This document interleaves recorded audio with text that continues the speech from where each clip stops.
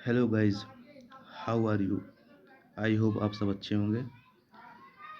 मैं शुरू करने जा रहा हूँ अपनी वीडियो का सेकंड पार्ट। वीडियो शुरू करने से पहले आप लोगों से रिक्वेस्ट करना चाहूँगा कि मेरे चैनल को सब्सक्राइब करें ताकि मेरे आने वाली हर वीडियो का नोटिफिकेशन आप लोगों तक पहुँच सके। तो चलिए शुरू करते हैं।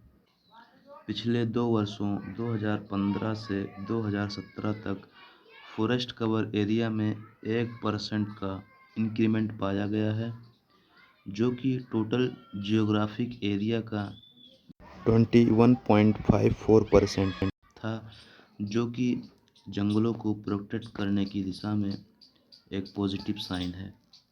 यह positive change mainly conservation and management practices की वजह से पॉसिबल हुआ है, जिसमें afforestation activities, traditional forest area और नए प्लांटेशन एरियाज के लिए लोकल लोगों द्वारा बेहतर प्रोटेक्शन मेजर्स बनाना, वनों का प्लांटेशन करना, ये सब शामिल हैं। इसके साथ ही फॉरेस्ट कवर एरिया में सबसे अधिक वृद्धि करने वाले टॉप 10 देशों की लिस्ट में भारत 8वें पोजीशन पर है। हालांकि इंडिया के टोटल फॉरेस्ट कवर एरिया में इंक्रीज देखा गया है, बट अभी भी कुछ ऐसे क्षेत्र हैं जहां रिडक्शन देखा गया है। इस कमी के main reasons shifting cultivation, rotational felling, other biological pressure, forest land का डेवलपमेंट एक्टिविटीज़ के लिए डाइवर्जन, ये सारी बातें शामिल हैं। पिछले सालों में वेरियस टाइप के फॉरेस्ट कवर क्लासेस में भी चेंजेस देखा गया है। आइए हम इस मैप के थ्रू देखते हैं कि हमारे फॉरेस्ट कवर एरिया में किस तरह से चेंजेस देखा गया है। जैसे कि यहाँ आप देख रहे हैं 1999 के बाद सबसे तेज़ी से फॉरेस्ट कवर एरिया में वृद्धि देखी गई है, जो कि 5.98% थी।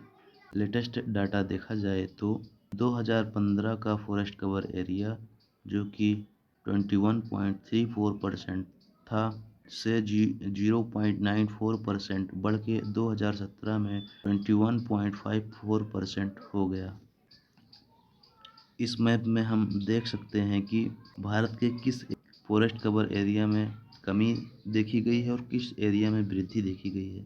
जैसे कि आप क्लियरली देख सकते हैं, आसाम में काफ़ी चेंज देखने को मिल रहा होगा इस एरिया में। इसके अलावा महाराष्ट्र के इस एरिया में भी काफ़ी कमी देखी जा सकती है। गुजरात के इस एरिया में, एमपी में भी काफ़ी कमी देखी जा सकती है।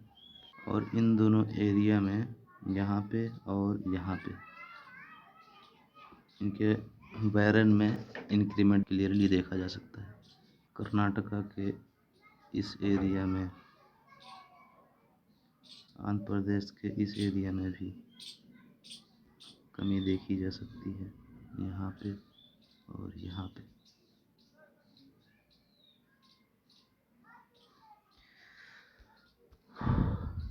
यहाँ साफ देखा जा सकता है कि डेंस फॉरेस्ट में कमी हुई है, जबकि ओपन फॉरेस्ट एरियाज़ में इंक्रीमेंट हुआ है, जो कि फॉरेस्ट कवर एरिया के डिग्रेडेशन को दिखाता है। जैसे कि यहाँ डाटा दिखाया गया है कि 2017 में इंडिया के फॉरेस्ट कवर में किस किस तरह के वेरियस फॉरेस्ट क्लासेस का कंट्रीब्यूशन है। तो सबसे ज़्यादा कंट्रीब्यूशन है नॉन फॉरेस्टेड एरियाज़ का, जबकि वेरी डेंस फॉरेस्ट आप देख सकते हैं सिर्फ 2.99% कंट्रीब्यूट करते हैं। मतलब इंडिया के फॉरेस्ट कवर एरिया का बहुत बड़ा भाग नॉन फॉरेस्ट कवर एरिया से बिलोंग करता है। फॉरेस्ट कवर के टाइप्स के इस बदलाव के कारण वन प्रोडक्शन में कमी आती है। इस तरह की एक्टिविटीज़ पर रेगुलर चेक और कंट्रोल करने से फॉरेस्ट प्रोडक्शन को और मजबूत करने में मदद मिल सकती है। यह प्रेजेंट टाइम की ज़रूरत है कि इकोसिस्टम को संतुलित बनाए रखने, ग्लोबल क्लाइमेट चेंज से लड़ने के लिए, कार्बन को कम करने और पर्यावरण को मेंटेन रखने के लिए फॉरेस्ट का संरक्षण किया जाए। सस्टेनेबल सॉल्यूशंस देखते हैं क्या क्या है इनके।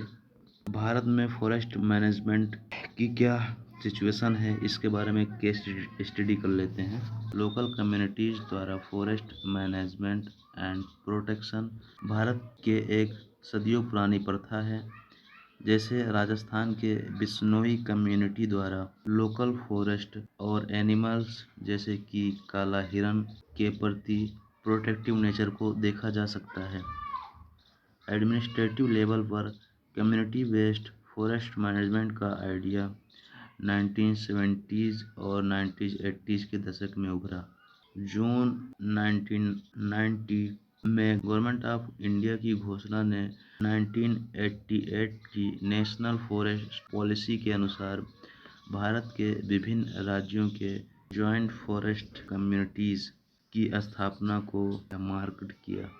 1992 के अर्थ समिट में सस्टेनेबल फॉरेस्ट मैनेजमेंट का एक क्लियर ऑब्जेक्टिव दिया गया, जिसको भारत ने सकारात्मक तरीके से रिस्पॉन्ड किया। नॉन टिम्बर फॉरेस्ट प्रोडक्ट से रिलेटेड वन क्षेत्र में वृद्धि से वन विभागों और लोकल कम्युनिटीज़ के सहयोग से फॉरेस्ट मैनेजमेंट स्ट्रेटजी का एक नया क्षेत्र भारत के नेचुरल फॉरेस्ट के क्षरण को कम करने में सहायता करता है।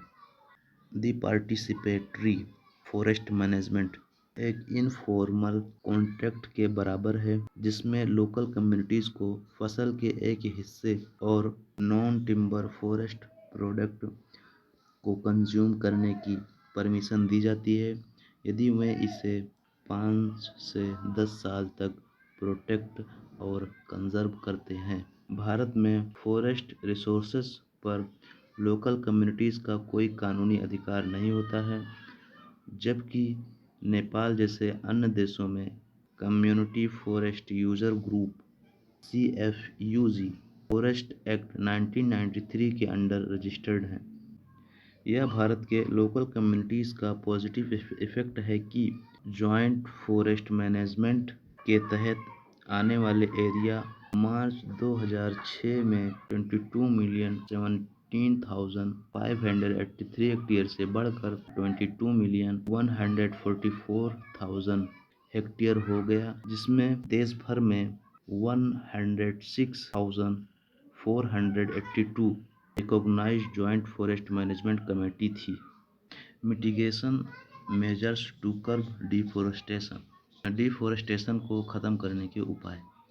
डिफॉरेस्टेशन की प्रॉब्लम्स को कम करने के लिए इसके प्रभावी कारणों को इम्प्लीमेंट करने की ज़रूरत है, जिसके लिए civil society and private society के साथ साथ नेशनल, स्टेट और म्यूनिसिपैलिटी गवर्नमेंट्स को भी कार्य करने की आवश्यकता है। स्पेशली डेवलपिंग कंट्रीज में पॉपुलेशन वृद्धि के कारण वनों पर ह्यूमन सेटलमेंट्स और दूसरे कामों में लैंड यूज से प्रेशर बढ़ गया है। पॉपुलेशन ग्रोथ रेट में कमी डिफॉरेस्टेशन प्रैक्टिसेस को कम करने में क्रूशियल रोल प्ले करती है। स्लैश एंड बर्न कृषि के स्थान पर ऐसे अल्टरनेटिव्स जिससे कृषि और जंगल में प्राप्त उत्पादों का प्रोडक्शन बढ़ाया जा सके को अपनाकर डिफॉरेस्टेशन में कमी लाई जा सकती है। इसकी वजह से बिना एडिशनल फॉरेस्ट को नुकसान पहुंचाए गरीब किसान बेहतर जीवन जी पाएंगे। ग्रेटर सिक्योरिटी के साथ पब्लिक पॉलिसीज़ और लॉज फूड प्रोडक्शन को मेंटेन या बढ़ाने के लिए रिक्वायर्ड मिनिमम इनपुट तक पहुंच और किसानों को उनके प्रोडक्शन को मार्केट में भेजने की पहुंच से शिफ्टिंग कल्टीवेशन को रोका जा सकता है। एक अन्य स्ट्रेटजी जिसे डिफॉरेस्टेशन के रेट को कंट्रोल करने के लिए एडॉप्ट किया जा सकता है वह है sustainable agroforestry, sustainable logging, agro pastoral production system जैसे तरीकों को अपनाना। सस्टेनेबल फॉरेस्ट मैनेजमेंट तभी किया जा सकता है जब यह इकोलॉजिकली, इकोनॉमिकली और सोशली टिकाऊ हो। प्रोटेक्टेड एरियाज का प्रोविज़न डिफोरेस्टेशन को कम करने के प्रयास की दिशा में एक महत्वपूर्ण कदम है, जो जनरली बायोडायवर्सिटी कंजर्वेशन के थ्रू मोटिवेट किए जाते हैं। ट्रॉपिकल प्रोटेक्टेड एरियाज ने डिफोरेस्टेशन को कम किया, जिस कारण टोटल मानव-जनित कार्बन एमिशंस का लगभग 1/10 भाग को अवशोषित किया। इस प्रकार क्लाइमेट चेंज के इफेक्ट को कम करने और बायोडायवर्सिटी एंड इकोसिस्टम सर्विसेज को प्रोटेक्ट करने में इम्पोर्टेंट रोल प्ले कर रहे हैं। इसी तरह पिछले 25 सालों में अनप्रोटेक्टेड मैंग्रोव कवर में कुल 15.4% नुकसान की भरपाई प्रोटेक्टेड मैंग्रोव कवर, जो कि भारत सरकार द्वारा संरक्षित रामसर कंजर्वेशन एरिया है, में 15.7% की वृद्धि से हुई, जिसके कारण पूरे भारत में मैंग्रोव कवर में 0.3% की वृद्धि हुई। फॉरेस्ट सर्टिफिकेशन को इम्प्लीमेंट करने से भी डिफोरेस्टेशन को कंट्रोल किया जा सकता है। सर्टिफिकेशन ने 1986 से 2007 तक पेटेंट वनों के प्रोटेक्शन में इम्पोर्टेंट रोल निभाया है और certified forest non certified forest की तुलना में 20% कम डिफोरेस्टेशन का शिकार होते हैं। Role of Indian government in forest conservation. भारत सरकार के फॉरेस्ट कवर के संरक्षण के लिए various step, rules and laws लाए और इम्प्लीमेंट किए। इसमें से कुछ नियम और कानून नीचे दिए गए हैं। पहला है इंडियन फॉरेस्ट एक्ट 1927। यह एक्ट फॉरेस्ट से related law, transit of forest products और अन्य फॉरेस्ट प्रोडक्ट्स पर लगाए जाने वाले ड्यूटीज़ का एमलगेमेशन है। यह एक्ट स्टेट गवर्नमेंट द्वारा रिजर्व फॉरेस्ट, प्रोटेक्टेड फॉरेस्ट या विलेज फॉरेस्ट एरिया डिक्लेयर करने के प्रोसीजर को डिफाइन करता है। 2012 में इस एक्ट में एक संशोधन द्वारा एक रिजर्व फॉरेस्ट एरिया को काट कर साफ करना या आग लगाना प्रोहिबिटेड कर दिया गया। Second is forest conservation act 1980, जिसका कि एक बार संशोधन भी किया गया है 1988 में। इस अधिनियम के प्रस्ताव का मुख्य पर्पज फॉरेस्ट कंजर्वेशन और उससे रिलेटेड या उसके सहायक या कनेक्टेड मैटर्स की जांच करना था। इस एक्ट के अनुसार नॉन फॉरेस्ट लैंड में डाइवर्जन के लिए सेंट्रल गवर्नमेंट की अप्रूवल आवश्यक है। नेक्स्ट है वाइल्ड लाइफ प्रोटेक्शन एक्ट 1972। यह एक्ट बेसिकली वाइल्ड एनिमल्स, किसी भी forest area, birds and plants के प्रोटेक्शन के लिए और कंट्री के इकोलॉजिकल एंड एनवायरमेंटल सिक्योरिटी के लिए एनेक्ट किया गया था।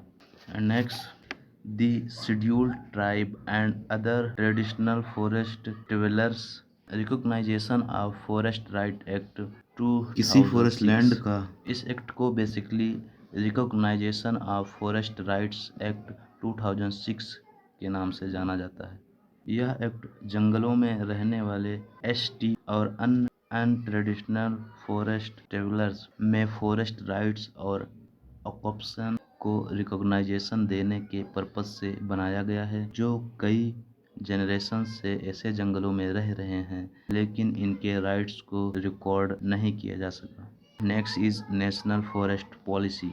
एनएफपी की इस्टेब्लिशमेंट भी गवर्नमेंट द्वारा compensatory afforestation, essential environmental safeguard, sustainable utilisation, maintenance, restoration और वन क्षेत्रों में वृद्धि सुनिश्चित करने के लिए उठाए गए कदमों में से एक था।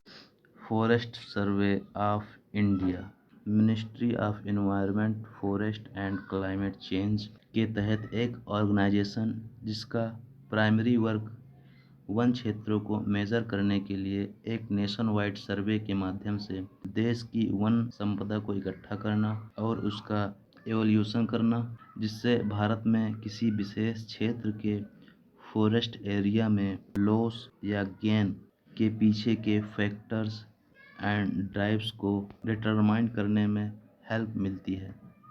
Next is compensatory afforestation fund management and planning authority CAMPA 2009। इस अथॉरिटी का काम union ministry of environment, forest and climate change के तहत कंपनसेटरी वनीकरण, टेक्निकल असिस्टेंस एंड इवैल्यूएशन और मॉनिटरिंग करने के लिए नेशनल एडवाइजरी काउंसिल की तरह कार्य करना है।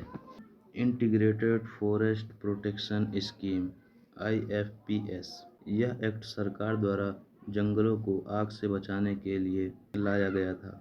National mission for green India NMGI का मेन पर्पस 5 मिलियन हेक्टेयर खराब वनों की क्वालिटी इम्प्रूव करना और 5 million hectare non forest area को सोशल एंड फॉर्म फॉरेस्ट्री के माध्यम से फॉरेस्ट कवर के दायरे में लाना था। नेशनल एफॉरेस्टेशन प्रोग्राम NAP को लोगों में पार्टिसिपेशन के साथ वन रिसोर्सेज को डेवलप करने के पर्पज से शुरू किया गया था, जिसमें फॉरेस्ट फ्रिंज कम्युनिटीज़ स्पेशली गरीब लोगों की लाइवलीहुड को इम्प्रूव करने पर फोकस किया गया था। तो ये था हमारी वीडियो का अंत। एनवायरनमेंट और इकोलॉजी से रिलेटेड वीडियोज़ के लिए सब्सक्राइब करें।